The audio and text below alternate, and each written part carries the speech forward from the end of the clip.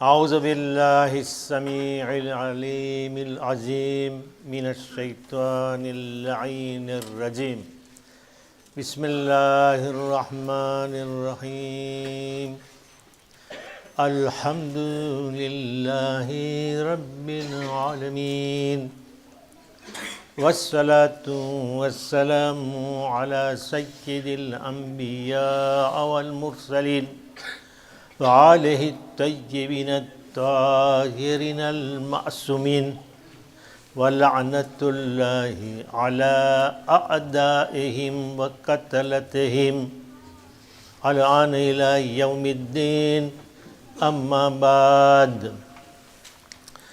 મોમિનીને કિરામ અને આઝાદાર અને ઇમામ અલૈહિસ્સલામ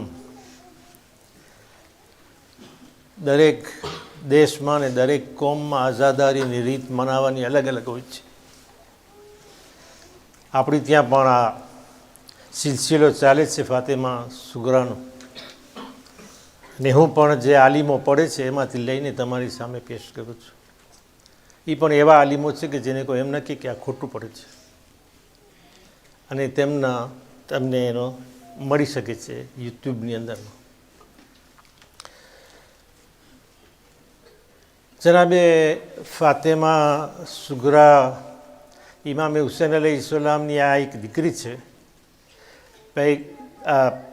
ઇમામે હુસૈન અલૈહિસ્સલામની બધી ઓલાદના નામ દીકરાઓના અલી હતા. એ આવે છે અલી ઝૈનુલ આબેદીન, અલી અકબર, અલી અસગર સાથે છે. દીકરીઓના નામ ફાતેમા, ફાતેમા કુબરા, સકીના પણ ફાતેમા કે નામ એનો ઉપનામ હતું, એને સકીનાથી ઓળખાતા પણ નામ તો ફાતેમા હતું. ત્રીજા ફાતેમા સુગરા છે. ઘરમાં જો 10 છોકરા હોય ને, એટલે 5ને તમે કાંઈ તોહફો આપો અને 5ને ન આપો ને તો એટલો સદમો ન થાય કે ઘણાને નથી મળ્યું, ઘણાને મળ્યું છે.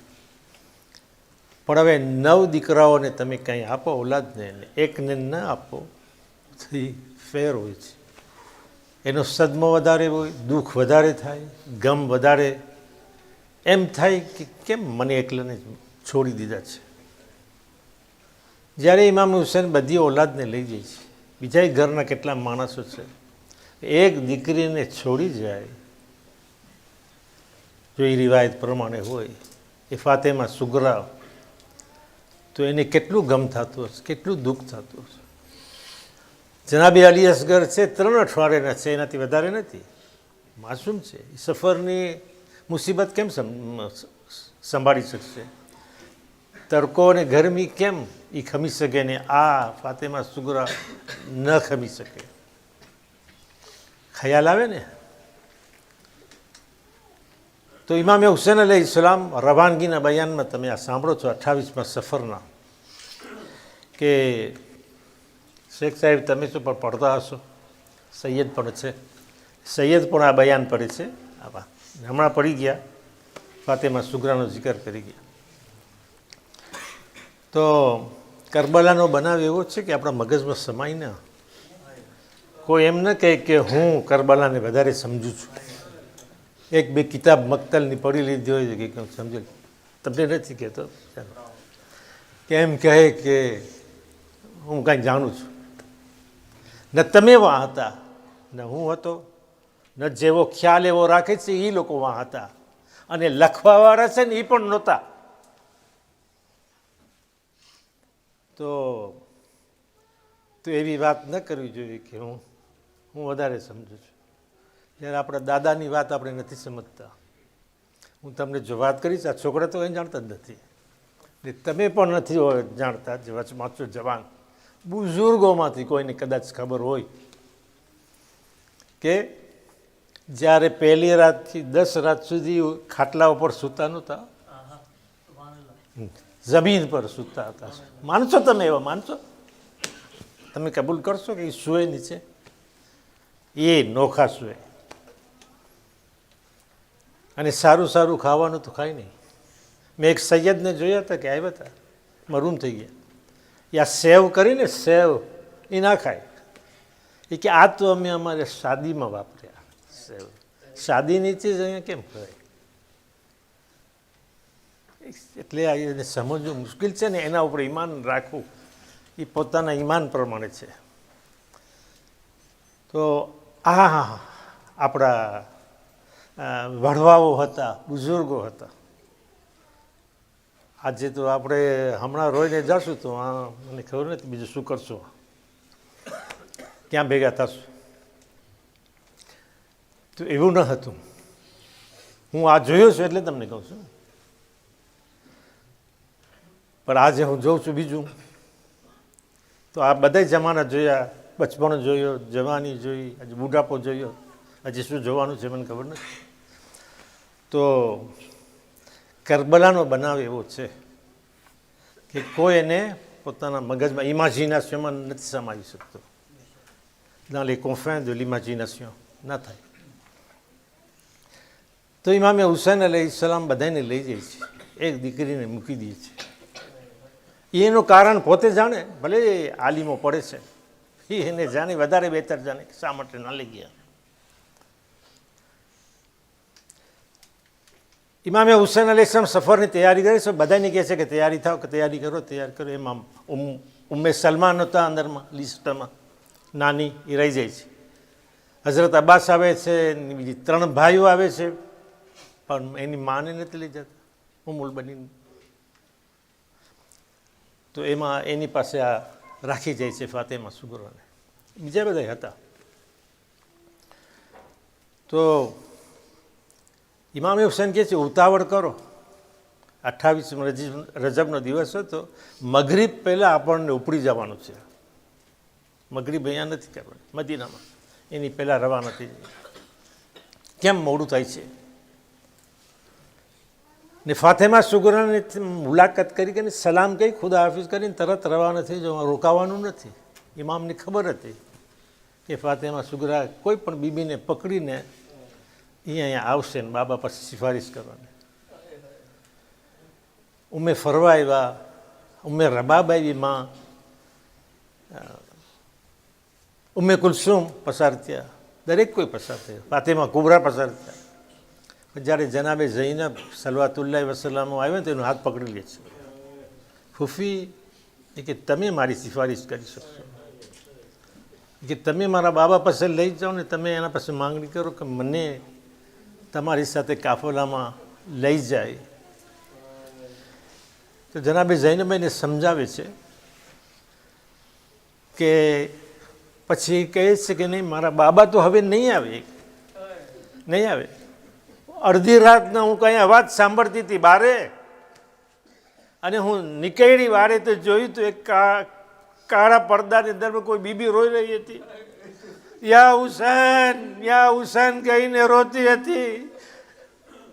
એ મારા બાબાનું નામ લઈને પુકારતી, એટલે હું સમજી કે મારા બાબા હવે તો દુનિયામાં નહીં રહે.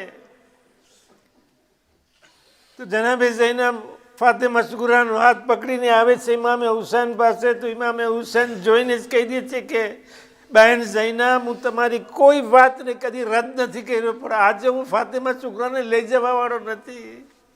એ બહુ જ મોટું કારણ હશે કે ઇમામે હુસૈન જનાબે ઝૈનબની વાત પણ નથી માનતા ને લઈને જ જતા.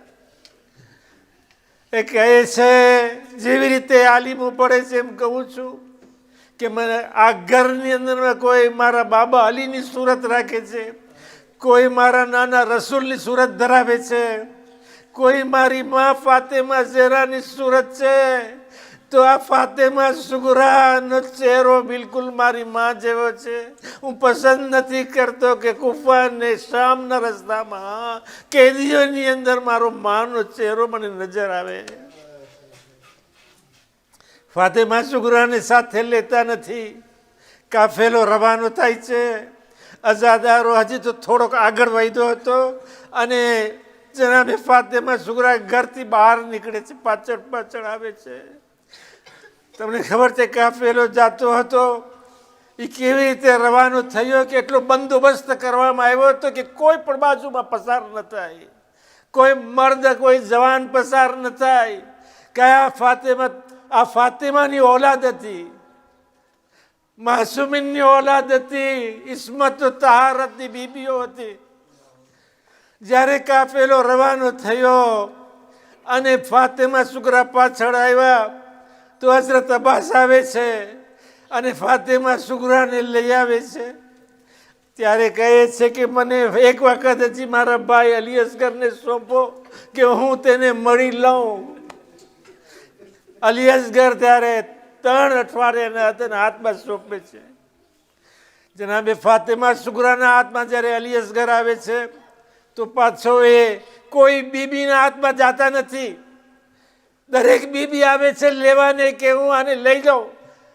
ઉમ્મે રબાબ આવ્યા, જનાબે ઝૈનબે કોશિશ કરી, જનાબે ઉમ્મે કુલસુમ કોશિશ કરી, કોઈ પણ આવ્યો જાતા નથી. ફાતિમા સુગરાની બેનને પકડીને પોતે બેઠા છે.